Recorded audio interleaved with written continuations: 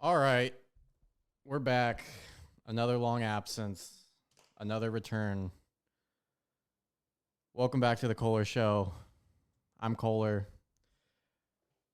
Today's episode is a sports episode presented by, we got a presenting sponsor, Fat Boy Sports Company.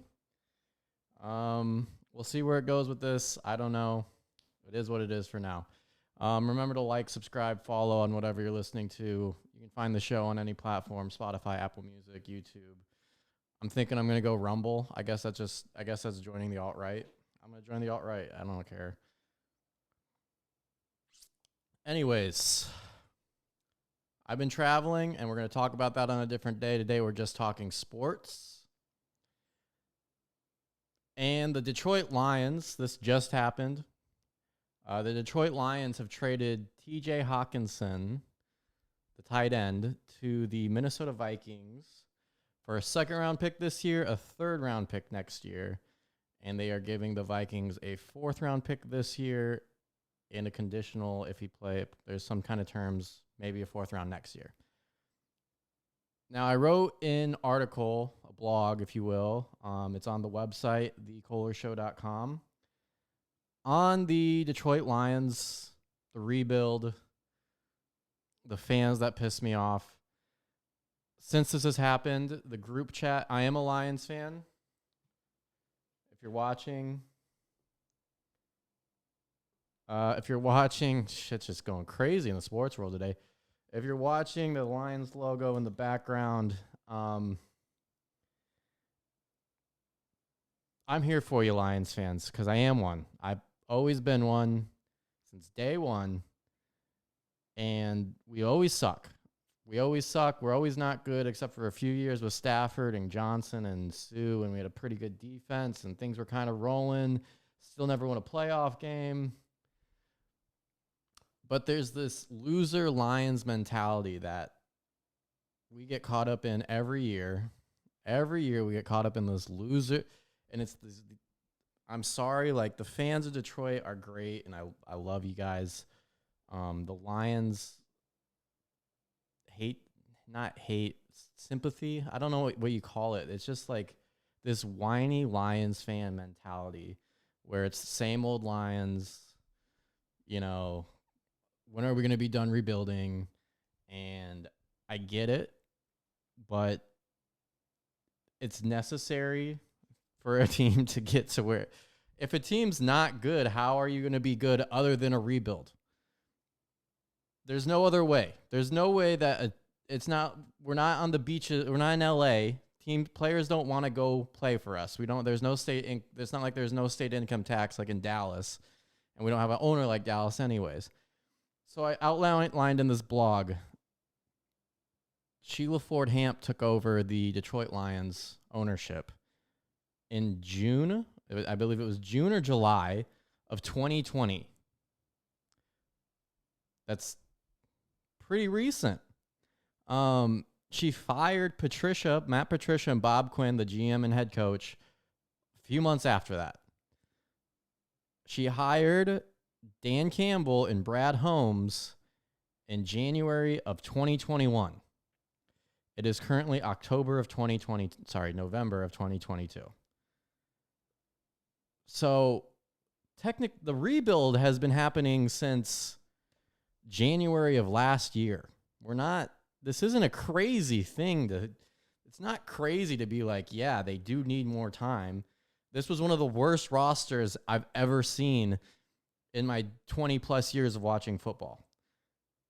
Last year it was. This year, no. This year they should be better than they are, and we should evaluate where Dan Campbell is, but to just fire him right now is not the answer. Maybe after Thanksgiving, if he gets swashed by the Bills and we have still one win, yeah, fire him. I don't know who else you want to see as the interim head coach. You want to see AG because you guys hate AG.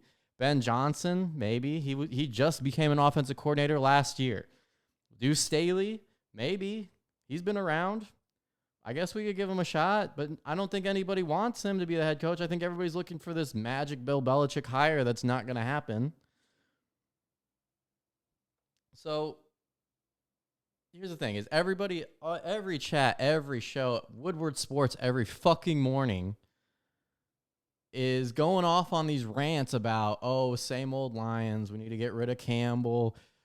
We should have got rid of Campbell last year, and we should have fired AG in week 3. And we're already a team that people don't want to play for. And you think the answer is just to fire somebody every time the defense with already not that good of a team is not performing? You need, I know that patience is always like the fucking Detroit Lion heel that everybody fucking leans on, where it's, oh, you just got to be more patient with the rebuild. You got to move. Brad Holmes, Dan Campbell might not be the answer. I admit that. And I would like to see it through at least the Thanksgiving Day game. And if it's a horrific Thanksgiving, fire him on Black Friday. I don't give a fuck. Because the team has not looked good. The team is not necessarily well built right now. They got pieces. But let's look at what the previous regime left them. Dan Quinn, I believe, was there for 5 years, and Matt Patricia was there for 3. Of those draft picks, who's still on the team, I think Taylor Decker, the tackle, who was a first-round pick, good job. Frank Ragnow is a good center, good job. Jonah Jackson, the guard, good job. Tracy Walker, the safety, who's currently hurt, but good job. Other than that, past 5 drafts, we have 4 players on the team from. That's not ideal. Oh, I guess DeAndre Swift, too, who's always hurt. Who, I don't know, he might be traded by now. Let's check. Not yet. But he's a guy that he plays well when he's good, but when he's not good, which is most of the time, like by the way, not a Brad Holmes draft pick. Now, when you look at Brad Holmes draft picks, and what he's doing is building through the draft instead of going out and signing everybody for monster contracts, which doesn't work, which is that's the same old Lions. That's the same old Lions. Go out, spend fucking $90 million on Trey Flowers, spend fucking 40 on Jesse James. Why not? Let's throw another 27 at Justin Coleman, or whatever those huge contracts were at those shit players who weren't even proven. $10 million for Nick Williams. Does anybody even know who Nick Williams is? And that's the same old Lions mentality. How's the Jaguars season doing? They threw a bunch of money at Shaq Griffin a couple years ago. How about Christian Kirk and all those other guys? I think Brandon Sheriff was one. They got a defense. Did they get a corner? They got a defensive tackle. That guy from the Jets. I don't know. Anyways, it's not working for them. All the good teams, the Eagles went through a rebuild just like this, where they drafted a bunch of people. And they signed a few guys. They had a few building blocks, which we don't even have that. So can we chill, please, with the fire everybody every time something happens? I haven't even started about talking about the trade.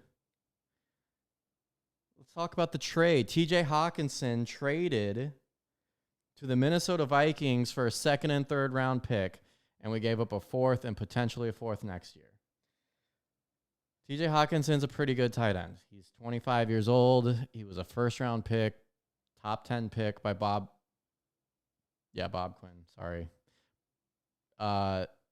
He's a pretty good player when he shows up. He's on my fantasy football team. Let's look at TJ Hawkinson performance here, because weeks 1 and 2, 4 catches, 38 yards, 3 catches, 26 yards, 3 catches, 18 yards. Those are all with Amon-Ra St. Brown playing, by the way, Brad Holmes draft pick. Let's go through Brad Holmes draft picks real quick. Penei Sewell, probably going to be he's an all-pro tackle. Levi Onwuzurike is kind of looking like a bust, but he has a back issue. He broke his back, spinal. So that's kind of a rough situation. Maybe he'll be back. We can call that a bust, though. Uh, third round pick, I can't remember off the top of my head, but fourth round pick was Amon-Ra St. Brown, receiver. He looks like a Pro Bowler every year. He's one of the best slot receivers in the league. Here we go. Detroit Lions draft picks. Just can't come up with that third round pick off the top of my head. And I'm trying to dig for it in there. And let's just go to the draft history here. Okay.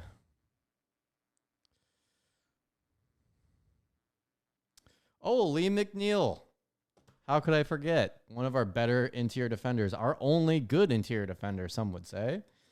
Ifeatu Melifonwu, still developmental, not looking good, but okay, we can call him a bust too, even though I still think he has potential to be something. We saw that last year when he played. He was a pretty good outside corner. I think what they should have done at the beginning of the year is put Okuda at safety and move Melifonwu to that corner. It looks like that would be the best move anyways. That's what kind of is happening. Amon-Ra St. Brown, we already touched on. He's a good receiver. He's going to be a perennial Pro Bowler. Derek Barnes is coming around. He's playing more this year. He looks all right. Jamar Jefferson, cut. So that was last year's draft. We got 1, 2, 3, 4, 5 starters out of that draft. And then you count Jerry Jacobs kind of is going to be a starter on this team. He's an undrafted free agent. And so on there. This year's draft, Aiden Hutchinson looks like a stud. Leads rookies in quarterback pressures, 4.5, 5 sacks. Not much more you can ask for from literally the only pass rusher on the team. Jamison Williams hasn't played, which, again, if this isn't a rebuild, then why did we draft a receiver with the 12th overall pick who has a torn ACL in fucking February of that, or I guess it would have been January of that year, knowing that he might not play, and he hasn't played, but he is fast. Josh Pascal, who had a hernia and missed a couple games, but is back and is playing almost every snap the past 2 games. He looks really good and a guy you can move across the line. Kirby Joseph in the 3rd round. Safety, who's looking really, really good. High Pro Football Focus grades. One of the best graded players on the defense, which isn't saying much, but it is saying something. He is tall. He is fast. He's coming around. We just traded TJ Hawkinson, 5th round pick. James Mitchell caught a pass last week, first catch. Maybe they see something out of him. Another guy with a torn ACL who's coming back. Who knows? Malcolm Rodrigo, hit star of the fucking Hard Knocks. Tackling machine. Still a lot to learn, but he's getting a lot of playing time, even though it's kind of fluctuating now as we get into the season. Derek Barnes is playing more. I'd like to see Rodrigo and Barnes out there, even though they're smaller linebackers. He's a stud against the rush. He played safety in college his first 3 years, so he should be okay against the pass. I don't know what's going on there, but maybe we can get – he's going to develop. He looks like a starting linebacker. James Houston, 6th round pick, which, again, you're not expecting a lot of 6th and 7th round picks. James Houston, 6th round picks on the practice squad, developmental player. Chase Lucas is a scratch usually most weeks at corner. He looks like kind of like a slot corner, but a guy that could stick on the roster. So that's not bad. Now, if we go into this year's draft, we now have 2 first-round picks, 2 second-round picks, a third-round pick, possibly a compensatory 4th-round pick. So that's 5 picks in the first 3 rounds, which is where you want players. It's looking like we're going to have pretty high ones, too. Trade deadline's not done. We'll see what happens there. But with 2 high draft picks, I don't know. I kind of like going after, if there's a quarterback we really like, go get a quarterback. If not, there's plenty of defensive players. Stack the defense. Sign some players. We're going to have a fuck ton of cap space. Here's where we are cap space-wise. Let's go through cap space now, even before we hit TJ Hawkinson. We went over the draft. Here's the salary cap situation. Currently, Jared Goff, costing $30 million in cap space, is about 15% of the cap. If we cut him next year, trade him in the offseason, That would be $20 million saved with $10 million dead space.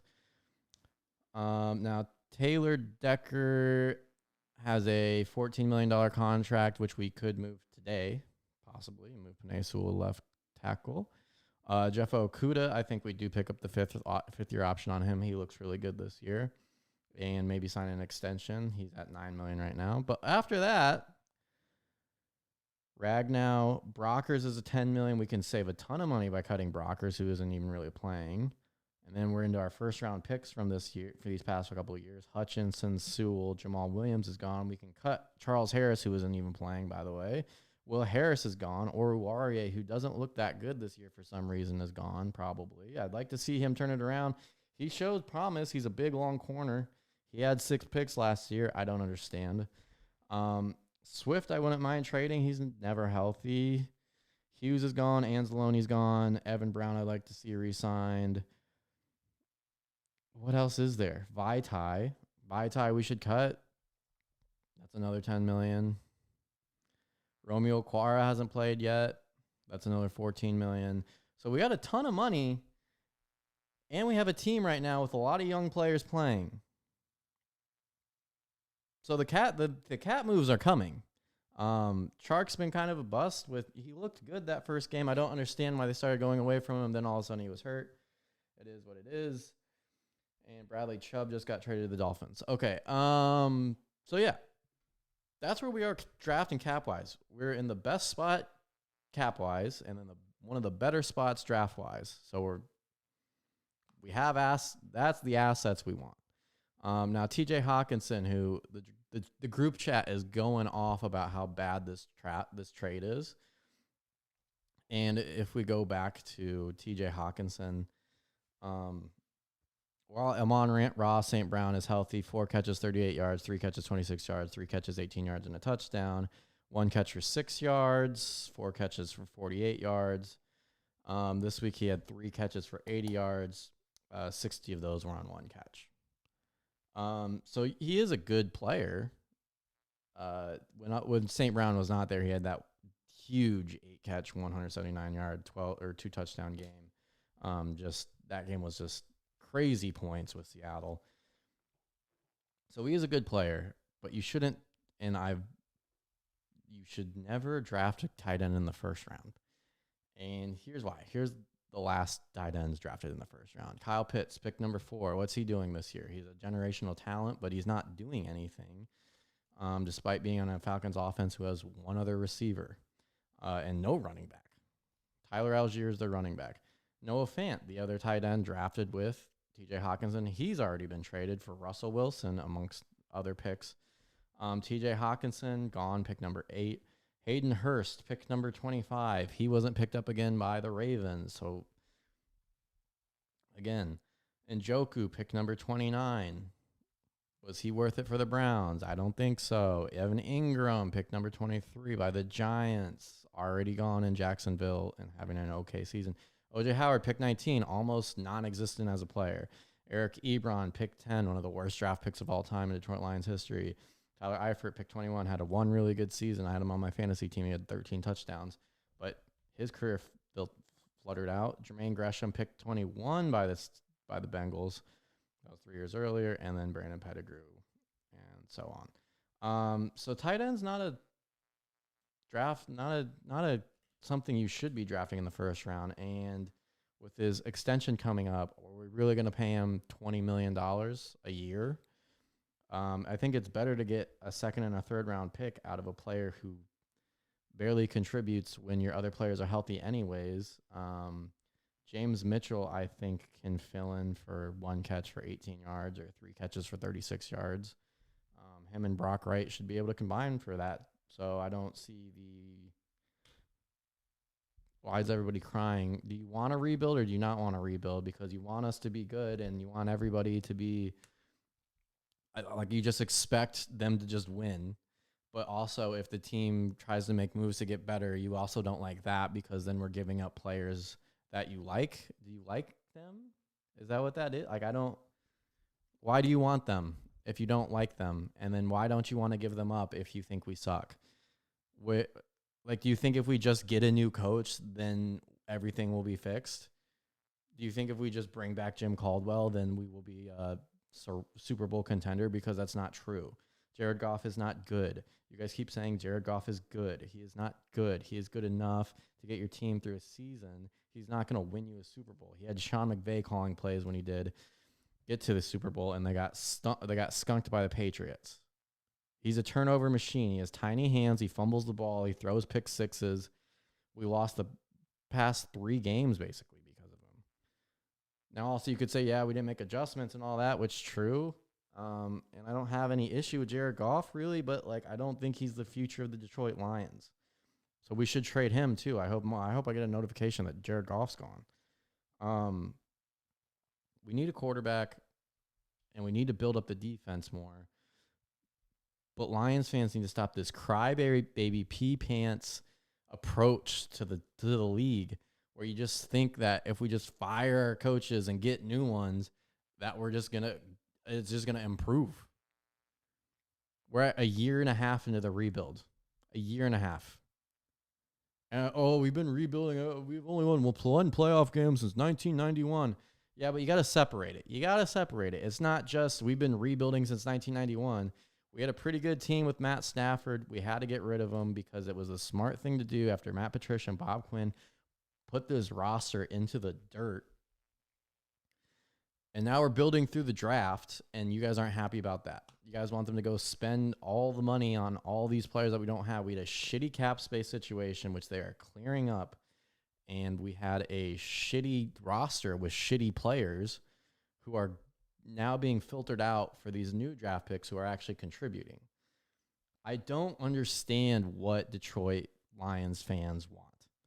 And it's so frustrating being one, trying to be the guy. And I know that there are some people that are like, this is the year we win the Super Bowl. Nobody ever said that about this year except for Ryan Armani on Woodward Sports. He said we would win like 12 games or something, which is insanity. Nobody should have thought that. I thought 7 games this year would be a great season. That's not a lot.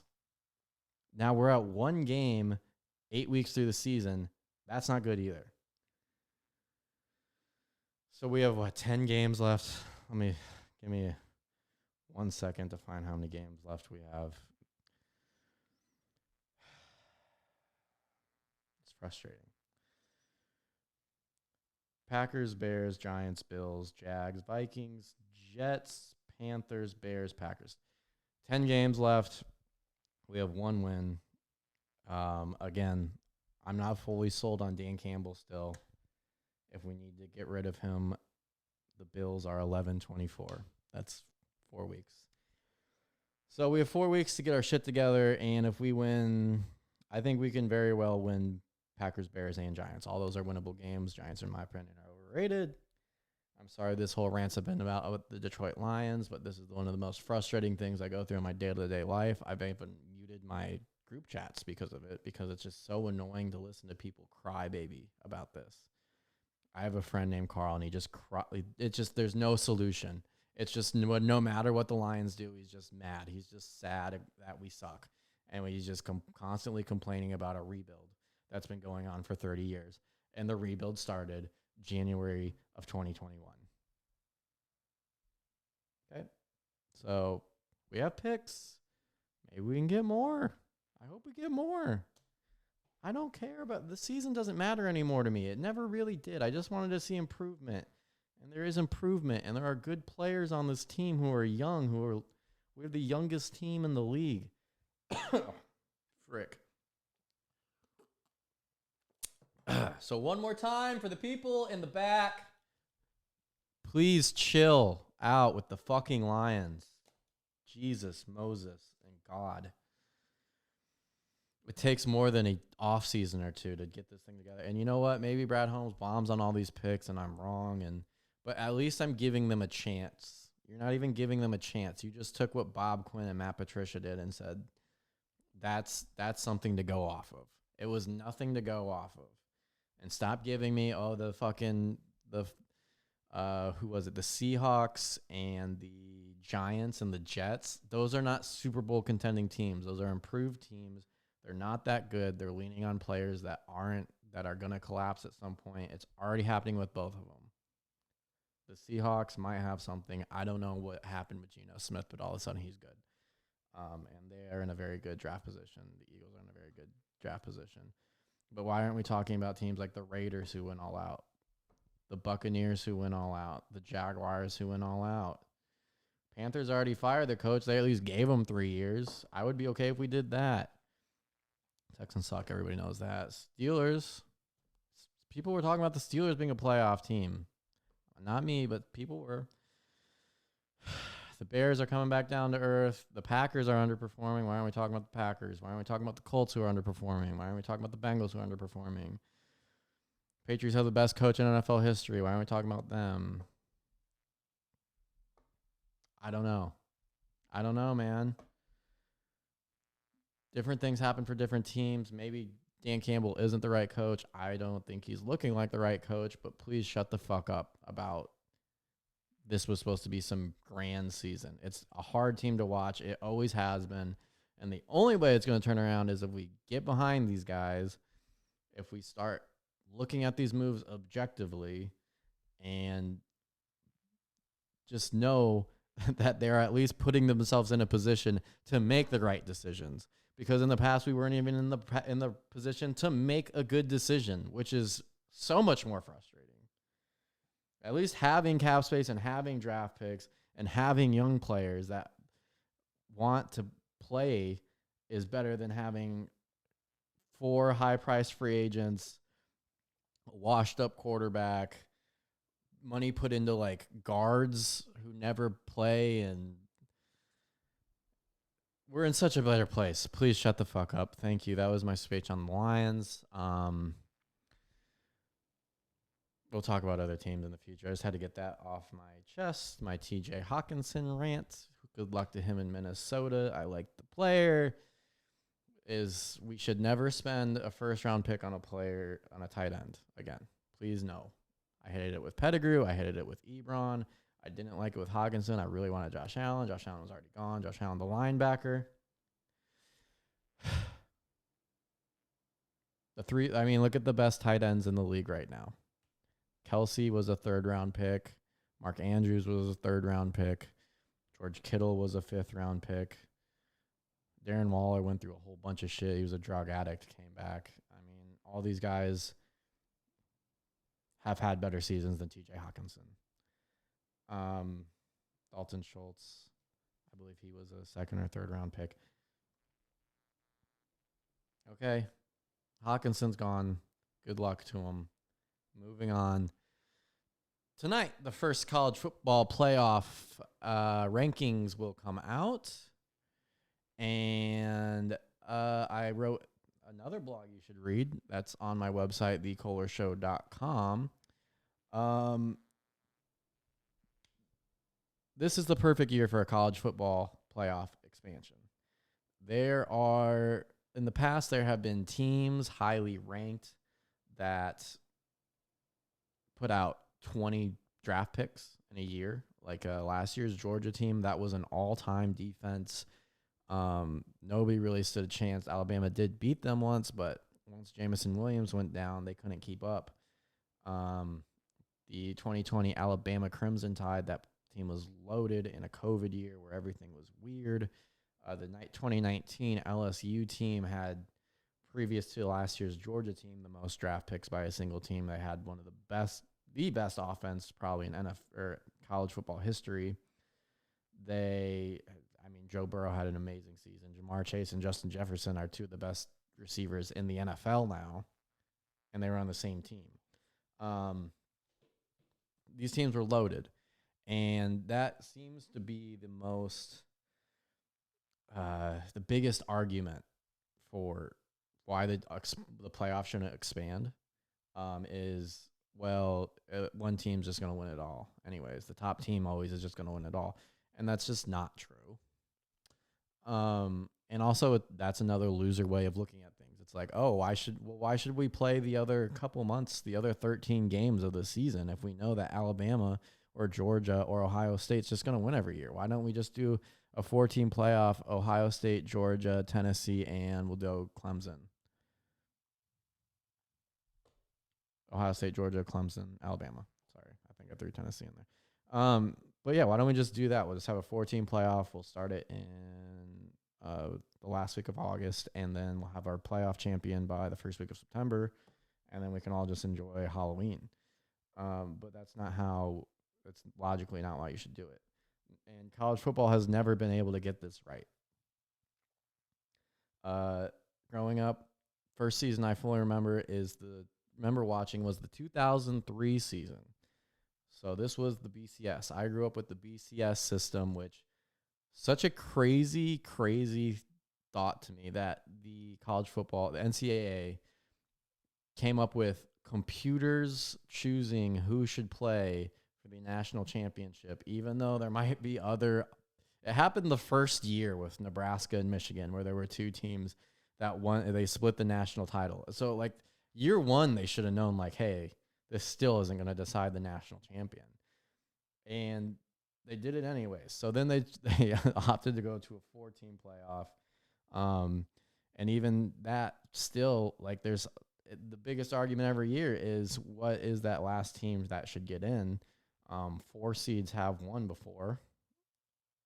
So, I mean, it's not crazy to think that if we expand this thing that other teams couldn't upset the number 1 ranked team. Why are we just saying the number 1 ranked team should win every year if the 4 seed or the 3 seed or the 2 seed wins too? And also it's not really fair to, and I hate to be this guy, but it's not really fair to the kids that play the whole season and then they're like, oh, well, you're the 5 seed and you miss the playoff even if you're an undefeated team. I go through it more in depth in the blog, but I believe it was Ohio State one year was left out for Notre Dame, and Notre Dame got squashed, and Ohio State probably would have been the better option. But we'll never know. We'll never know. So here, let's look at this year, the rankings. So right now we got Georgia, Tennessee, Ohio State, Michigan, the top 4. I would put Michigan above Ohio State personally. No reason. There's no bias there, but Georgia and Tennessee play each other this week. That'll be an interesting game. It'll be Tennessee actually playing a good defense here. I would have Alabama ranked above Clemson. Clemson hasn't looked overly impressive, but Clemson's undefeated. TCU's undefeated, and they've played a much tougher Big 12 schedule than not both, than Clemson.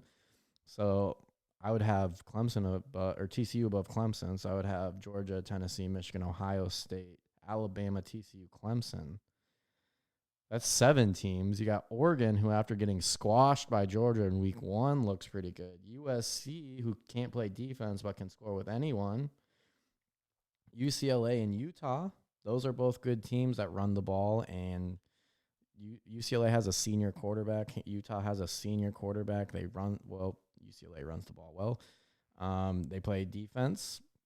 They have a big receiver in Bobo. I mean, Utah's got Kincaid over there. Ole Miss runs the ball really well. They lost to LSU, and I believe they play Alabama still. And then you got teams like K-State, LSU. We don't really know what they are. Oklahoma State just got squashed. But, yeah, we got 12 teams here that, you could realistically say could beat each other. Georgia almost lost to Kent State and Missouri. They kind of struggled against Florida, who can't throw the ball really, but kind of threw the ball on Georgia. So, Tennessee looks really good right now. They don't play great defense. They've been in a lot of close games. Now they have to play a game on the road. We'll see how they do this weekend. Ohio State has definitely looked beatable. Ohio State has, they have struggled against now Notre Dame, the first half against Iowa, and the first 54 minutes of the Penn State game until they exploded for 4 touchdowns in like 2 minutes. But the offense gets off to slow starts, and they can't really run. Like everybody, a couple of weeks ago, I heard like how good their offensive line was at blocking, but that seems to be their biggest weakness, and I don't know why people didn't realize that earlier. I've been pointing it out. Ohio State, yeah, they can score fast, and they have players on offense that can score fast, but their defense is not it's not impenetrable. You can run against their defense. I believe if Penn State would have ran more, they could have milked more clock and they wouldn't have been in such a shitty situation as they were. Also, Clifford, the 5-year starter there at Penn State, just throwing picks left and right. And their first 2 drives were picks, or was it a pick and a fumble? Something like that. Anyways, they should go with Drew Lar for the rest of the year. I think you need to give him a shot, even though Clifford, it's kind of like a respect thing. But for the program, Drew Lar is going to be a much better quarterback. Clifford makes way too many mistakes. But if they would have kept running the ball, despite those mistakes, they were in the game late. Now Ohio State got a pick 6, and they got the ball back and scored, and they scored. And Penn State they covered, so that was cool. So, yeah, Ohio State does look beatable. They look like they might not be this unstoppable team that everybody makes them out to be. They have good receivers. They have a quarterback that can throw to them when they're open. But they've been in bad situations. Iowa is probably the worst offense a Power 5 team has ever had. They look awful. And they were in the game halfway through the third quarter just because their defense was stopping Ohio State. Now they exploded. Again, they exploded. But, Michigan there, they had a close game against Maryland, a 1-score game where Maryland scored on the last possession in the final minutes, which that should have been a 15-point game. I believe they went for 2 there. Iowa scored on the last possession of that game to kind of make it kind of look closer, even though I believe they still won by 20. Michigan State, they just beat down Penn State. That game was not even close. Penn State had 3 plays in that game that were their 3 scores. And then other than that, they were just absolutely just demolished by Michigan. Michigan is kind of built completely to beat Ohio State. And I know I'm hyping myself up and I'm getting myself ready to be hurt. I'm not saying this will be an easy game in Columbus, November 26th. What I am saying is this team, if there was a team to beat Ohio State, is the team. They run the ball. They get after the quarterback. They keep the big plays in front of them. Now, they had a few issues with Keon Coleman, Michigan State's receiver, in the first half, just throwing jump balls to him, and he was coming down with them, and he's a big, athletic, 6'4" basketball player. But they shut him down in the second half. They had -1 receiving yards between Coleman and Reed in the second half. So if they can get past that, if they can kind of get up and just do what they did last year to Ohio State, where they run the ball and run the ball and run the ball and then hit a few big passes, which I think they are more equipped to do this year than they were last year. And they haven't shown a lot of their offense. It's been a lot of simple stuff because they haven't really been in a tough situation. They've kind of, they've been in a few where they're tied with Indiana and then they pull away, and Maryland looks kind of good, but they were up already because of that first opening kickoff where the guy fumbles and kept it up. Iowa was kind of in there for a while, and they came out in the second half. So Michigan makes the adjustments. They play the right type of defense and offense to beat Ohio State, and everybody is already writing them off. I don't know why.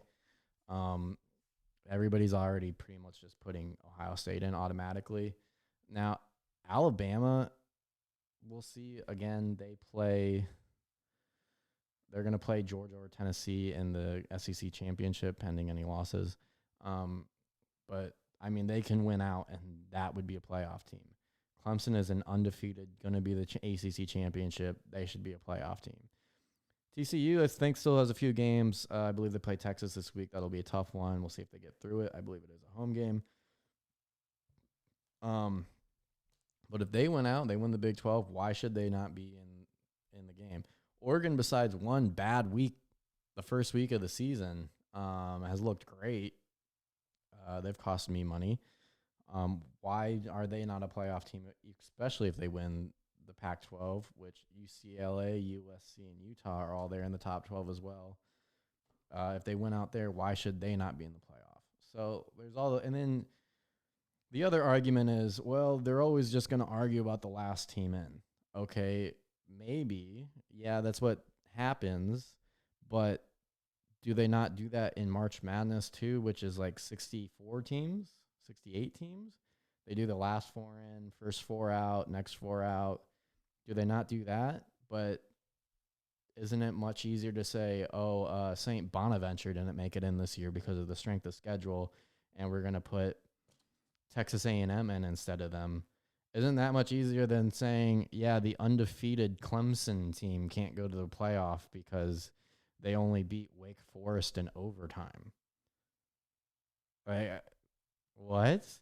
Like the team that won the ACC or the Pac-12 or the Big 12, 3 of the 5 power conferences can't make it because they weren't Michigan and Ohio State and play each other, or they weren't Tennessee and Georgia and Alabama who play each other.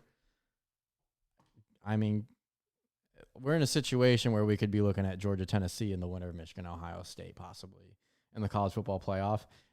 If people have their way, like let's say, what would it have to be? Georgia beats Tennessee, and then Alabama beats, or it would be Tennessee beating Georgia, and then Alabama beating Tennessee, and the SEC championship. And then I could see 3 SEC teams facing the winner of the Michigan Ohio State game, which is absolutely ridiculous.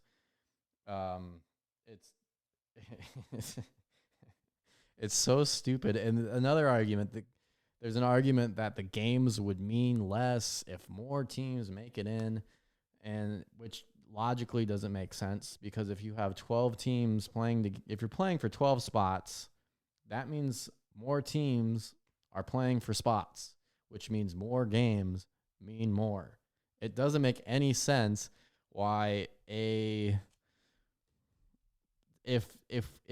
we keep it the way it is, 8-1, 7-1, 7-1, 7-1. If we keep it the way it is, essentially Oregon, USC, UCLA, and Ole Miss, who all have 1 loss, aren't playing for anything right now. Who are all really good teams, aren't really playing for anything. And then Clemson, Alabama, and TCU are playing to maybe get in, even though they could all go undefeated the rest of the. I mean, Alabama's got 1 loss and a last-second field goal to Tennessee at Tennessee, and like an all-time college football night game, like one of the best games of all time that I was at a wedding for. But I don't know how you can argue against. There's literally nothing. What else do I have written down here? Last spot's always going to be controversial. The games would mean less, which is so stupid. The games would mean more. Less players would be sitting out. If you're in the playoff, your players aren't going to be sitting out. That's why they sit out, is when you're out of the playoff. So we have good players playing for longer. It's going to be more. There's going to be more big games. More games are going to be more if teams at the end of the line are playing to get in. Like, let's say going down the line, we have an Ole Miss playing a Alabama team, and they're playing to get in the playoff. Would that game not mean more than Ole Miss team that knows they're not going to get in the playoff playing a Bama team that's fighting to get in the playoff? Yes. Thank you. It would be more revenue. Obviously, the 12-team playoff would play out the ass, both to the schools and to the NCAA, which I'm not a big corporation guy, but that's a positive. And then this would be some way to even out the recruiting. I'm big in recruiting. I pay attention to it a lot.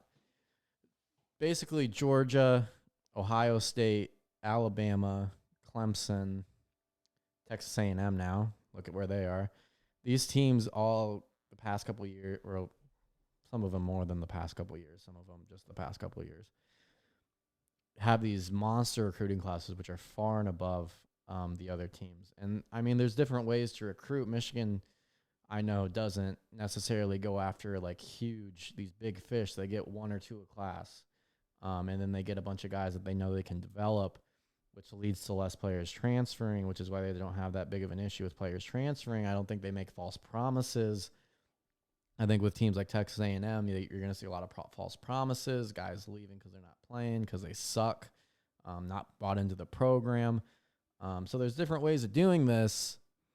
But if you're a recruit and you're thinking, oh, well, Georgia, Bama, Ohio State, Clemson, these are the teams that are going to make it to the playoff, where I'm going to get the most exposure, where I'm going to be playing the biggest games, and that's going to help my draft stock the most. That's where I should go. Those are the teams that put the most players in the NFL. Why should I not go there? But now if you get into more of these other schools, it gives them a chance in the recruiting field to say, hey, well, 12-team playoff, we get a good recruiting class going, we can get a team that could shock the world. You know, it'll be one of those things, and we're going to see with the transfer portal now with guys leaving their school after realizing they're not going to play.